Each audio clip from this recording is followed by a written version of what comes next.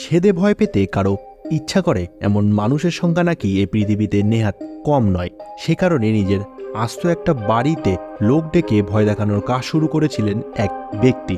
আর সেই ভয়ই এতটাই মারাত্মক যে 6 ঘন্টার বেশি বাড়িতে কেউই টিকতে পারে না, কেউ বেশিক্ষণ থাকতেই পারে না। প্রবেশ করতে লাগে ফিট সার্টিফিকেট। পৃথিবীর সবচেয়ে ভয়ঙ্কর বাড়ি সম্পর্কে জানতে হলে চ্যানেলটিকে এক্ষুনি সাবস্ক্রাইব করুন এবং ভিডিওতে একটি লাইক করে পুরো ভিডিওটি দেখুন। চলুন জেনে নেওয়া যাক ভয়ঙ্কর বাড়ি সম্পর্কে। ক্যালিফোর্নিয়ার স্যান ডিয়েগো শহরে রয়েছে এই বাড়িটি, নাম ম্যাককামের ম্যানর। এটিকে বলা হয় পৃথিবীর সবচাইতে ভয়ঙ্কর বাড়ি। যারা সেখানে গিয়েছেন বলেন ওই বাড়ি আসলে দুঃস্বপ্ন। 2017 সালে সেই বাড়ি চলে আসে আমেরিকার টেনেসিতে। এখনও সেখানেই রমরমিয়ে চলছে ভয় দেখানোর কাজ। বাড়ির মালিক রাস ম্যাককানাম, তিনি নৌসেনায় কাজ করেছিলেন 23 বছর।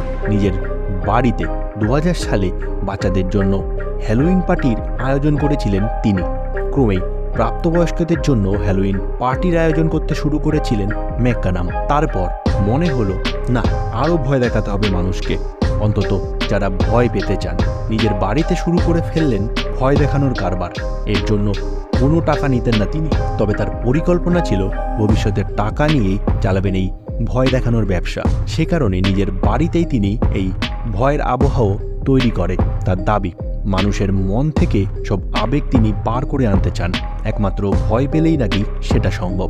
রাসের দাবি, তার থেকে বেশি ভয় কেউ দেখাতেই পারেন না। প্রতি বছর তার বাড়ি ম্যাককানাম ম্যানর ভয়ের মাত্রা বৃদ্ধি করেছে। তার কথায় এই একটি বিষয় পৃথিবী আমার থেকে ভালো কেউ জানে না।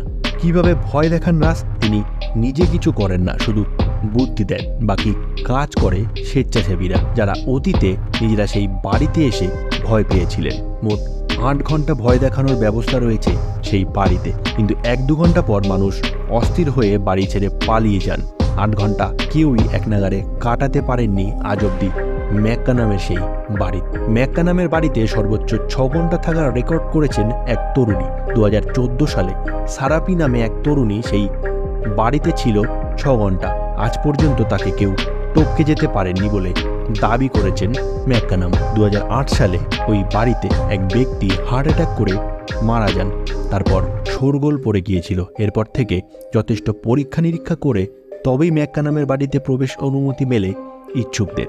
চিকিৎসকদের দেওয়া ফিট সার্টিফিকেট দেখাতে হয় তাদের। যারা ভয় পেতে চান তাদের নির্দিষ্ট কোনো জায়গা থেকে চোখ বেঁধে তুলে আনা হতো ম্যাককানামের বাড়িতে। তারপর শুরু হতো ভয় দেখানোর পালা। গলায় জড়িয়ে দেওয়া হতো সাপ, যা আদপে ছিল নকল, কিন্তু ভয় পেতে যারা আসতেন তারা বুঝতেন না। যাদের ভয় পাওয়ার অভিজ্ঞতা রয়েছে তারা দাবি করেছেন গায়ে ইঁদুর, ট্যার্টুলা এবং বিভিন্ন প্রজাতির মাকড়সা ছেড়ে দেওয়া হতো। কাউকে আবার মাস্ক পরিয়ে মুখ ডুবিয়ে দেওয়া হতো জলে।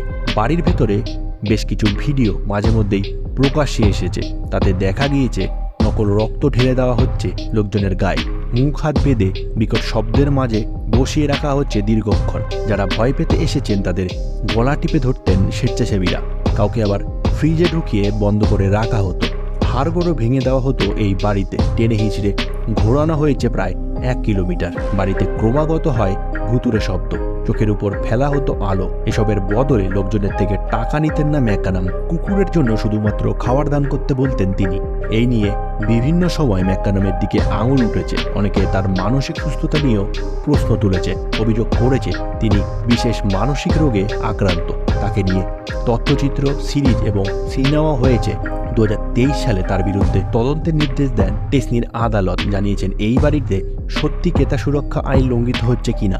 এই ধরনের ভিডিও যদি আপনাদের ভালো লেগে থাকে তবে অবশ্যই চ্যানেলটিকে সাবস্ক্রাইব করবেন এবং কমেন্ট করে জানাবেন কেমন লাগলো।